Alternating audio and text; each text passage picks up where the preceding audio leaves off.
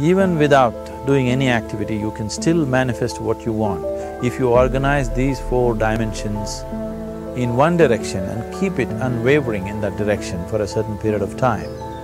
Now he believes Shiva will do it for him and it will happen.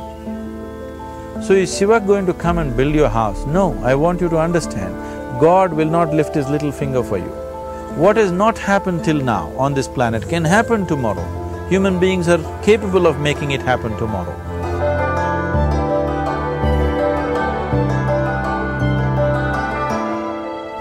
Everything we as human beings have created on this planet was essentially first created in our minds.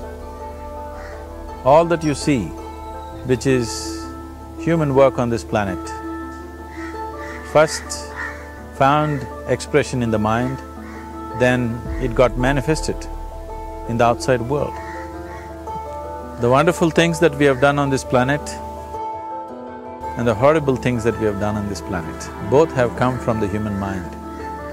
So if we are concerned as to what we create in this world, it's extremely important that first of all we learn to create the right things in our mind, how we keep our minds. If we do not have the power to keep our minds the way we want it, what we create in the world is also going to be very accidental and haphazard. So learning to create our minds the way we want is the basis of creating the world the way we want. There is a wonderful story in the yogic lore. On a certain day, a man took a walk. He went for a long walk. Accidentally, unawares, he walked into paradise. Fortunate, isn't he? He just took a walk and he landed up in paradise. After this long walk, he felt little tired. So he thought, oh, I'm tired, I wish I could rest somewhere. He looked around, there was a nice tree, underneath which there was very cushiony grass. So it was inviting. He went and put his head down there and slept. After a few hours, he woke up, well rested, and he thought, oh, I'm well rested, but I'm feeling hungry, I wish I had something to eat. And he thought about all the nice things that he ever wanted to eat in his life. And instantly, all those things appeared in front of him. You need to understand, there the service is like that. Hungry people don't ask questions. Food came and he ate. Stomach became full. Then he thought, oh, my stomach is full, I wish I had something to drink. All the nice things that he ever wanted to drink, he thought about it and all of them just appeared in front of him. Drinking people also don't ask questions, so he drank.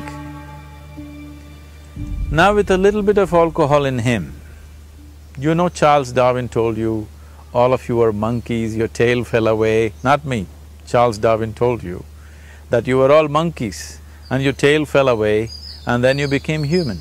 Yes, definitely the tail fell away. But the monkey, in yoga, we always refer to an unestablished mind as markata, which means a monkey. Why we are referring to the mind as a monkey is, what are the qualities of a monkey?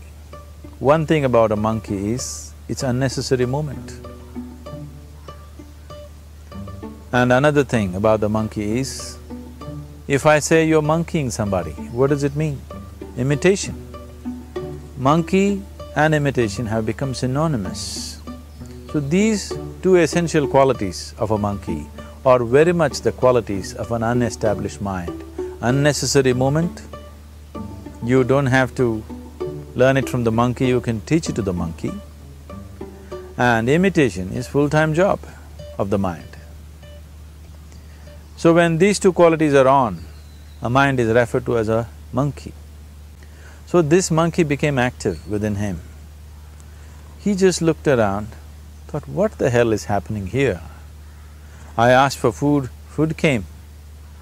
I asked for drink, drink came. There must be ghosts around here. and ghosts came. Oh, the ghosts have come, they're going to surround me and torture me, he thought. Immediately the ghosts surrounded him and started torturing him. Then he started screaming in pain and said, oh, they're going to kill me, and he died. Just now he said he's a fortunate being. The problem is he was sitting under a kalpavriksha or a wishing tree. He asked for food, food came, he asked for drink, drink came, he asked for ghost, ghost came, he asked for torture, torture came, he asked for death, death happened. Now don't go looking for these kalpavrukshas in the forest. You can barely find a tree these days. A well-established mind, a mind which is in a state of samyukti, is referred to as a kalpavriksha. If you organize your mind to a certain level of organization, it in turn organizes the whole system. Your body, your emotion, your energies, everything gets organized in that direction. Once all these four dimensions of you, your physical body, your mind, your emotion and the fundamental life energies are organized in one direction, once you are like this, anything that you wish happens without even lifting a little finger actually.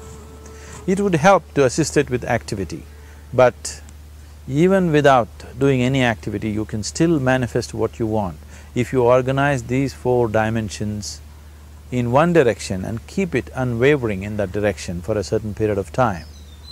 Right now the problem with your mind is, every moment it is changing its direction. It is like you want to travel somewhere and every 2 steps if you keep changing your direction, the question of you reaching the destination is very remote unless it happens by chance. So, organizing our minds and in turn organizing the whole system and these 4 basic dimensions of who you are right now in one direction, if you do this, you are a kalpavruksha yourself. Anything that you wish will happen.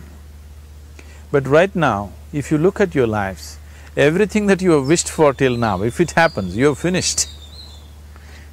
Everything and everybody that you have desired for, if all of that lands up in your house today, could you live with that?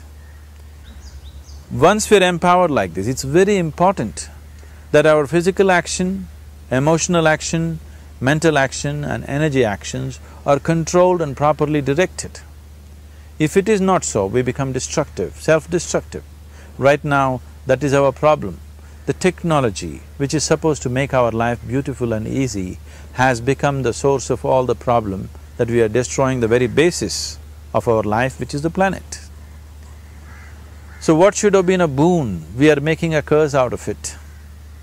What has brought incredible levels of comfort and convenience to us in the last 100 years or so has also become a threat to our life simply because we are not conscious action, we are in a compulsive state of action. So organizing our minds fundamentally means moving from a compulsive state of activity to a conscious state of activity. You might have heard of people for whom they asked for something and beyond all expectations it came true for them. Generally this happens to people who are in faith. Now, let's say you want to build a house. If you start thinking, oh, I want to build a house. To build a house I need 50 lakhs, but I have only 50 rupees in my pocket. Not possible, not possible, not possible. The moment you say not possible, you are also saying I don't want it. So on one level, you're creating a desire that you want something, on another level, you're saying I don't want it. So in this conflict, it may not happen. Someone who has some faith in a god or in a temple or whatever, who is simple-minded. Faith works only for those people who are simple-minded. Thinking people, people who are too much thinking, for them it never works. A childlike person who has a simple faith in his god or his temple or whatever, he goes to the temple and says, Shiva, I want a house. I don't know how, you must make it for me. Now in his mind there are no negative thoughts. Will it happen? Will it not happen? Is it possible? Is it not possible? These things are completely removed by this simple act of faith. Now he believes Shiva will do it for him and it will happen. So is Shiva going to come and build your house? No, I want you to understand, God will not lift his little finger for you. What you refer to as God is the source of creation. As a creator, he has done a phenomenal job, there's no question about it. Could you think of a better creation than this? Is it in anybody's imagination to think anything better than what is there right now? So as a creator, he has done his job wonderfully well. But if you want life to happen the way you want it, because right now, the very crux of your happiness and your well-being is this. If at all if you're unhappy, the only and only reason why you're unhappy is life is not happening the way you think it should happen. That's all it is. So if life is not happening the way you think it should happen, you're unhappy. If life happens the way you think it should happen, you are happy. It's as simple as that. So if life has to happen the way you think it should happen, first of all, how you think, with how much focus you think, how much stability is there in your thought, and how much reverberance is there in the thought process will determine whether your thought will become a reality or is it just an empty thought. Or how you do not create any impediments for your thought by creating negative thought process. This possible is something possible or not possible, is destroying humanity. What is possible and not possible is not your business, it's nature's business. Your business is just to strive for what you want. Right now you're sitting here, if I ask you two simple questions, I want you to just look at this and answer this. Right now from where you're sitting, can you just fly off? You say no. Right now from where you're sitting, can you get up and walk? You'll say yes. What is the basis of this? Why you say no to flying and yes to walking? Because past experience of life, many times you've gotten up and walked, never did you fly off. Or in other words, you're using the past experience of life as a basis for deciding whether something is possible or not possible. Or in other words, you have decided that what has not happened till now cannot happen in your life in future. This is a disgrace to humanity and the human spirit. What has not happened till now on this planet can happen tomorrow. Human beings are capable of making it happen tomorrow. So what is possible and what is not possible is not your business. That is nature's business. Nature will decide that. You just see what is it that you really want and strive for that. And if your thought is created in a powerful way, without any negativity, without any negative thoughts bringing down the intensity of the thought process, the first and foremost thing is you must be clear what is it that you really want. If you do not know what you want, the question of creating it doesn't arise. If you look at what you really want, what every human being wants is, he wants to live joyfully, he wants to live peacefully. In terms of its relationships, he wants it to be loving and affectionate. Or in other words, all that any human being is seeking for is pleasantness within himself, pleasantness around him. This pleasantness, if it happens in our body, we call this health and pleasure. If it happens in our mind, we call this peace and joy. If it happens in our emotion, we call this love and compassion. If it happens in our energy, we call this blissfulness and ecstasy. This is all that a human being is looking for. Whether he is going to his office to work, he wants to make money, build a career, build a family, he sits in the bar, sits in the temple, he is still looking for the same thing. Pleasantness within, pleasantness around. If this is what we want to create, I think it's time we addressed it directly and commit ourselves to creating it. So you want to create yourself as a peaceful human being, joyful human being, loving human being, a pleasant human being on all levels. And do you also want a world like this? A peaceful world, a loving world, a joyful world? No, I want greenery, I want food. When we say a joyful world, that means everything that you want has happened. So this is all that you're looking for. So all that you need to do is commit yourself to creating it, to create a peaceful, joyful and loving world, both for yourself and everybody around you.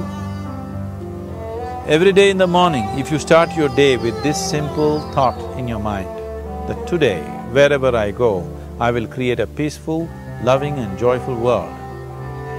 If you fall down 100 times in the day, what does it matter? For a committed man, there is no such thing as failure. If you fall down 100 times, 100 lessons to be learnt. If you commit yourself like this to creating what you really care for, now your mind gets organized. Once your mind gets organized, the way you think is the way you feel, your emotion will get organized. Once your thought and emotion is organized, your energies will get organized in the same direction. Once your thought, emotion and energies are organized, your very body will get organized. Once all these four are organized in one direction, your ability to create and manifest what you want is phenomenal. You are the creator in many ways. That which is the source of creation is functioning within you every moment of your life. It is just that, have you kept access to that dimension or not? Organizing the four basic elements of your life will give you that access. There are tools and technologies to do this. The whole science of yoga, the whole technology that we refer to as yoga is just about this, transforming yourself from being just a piece of creation to become a creator.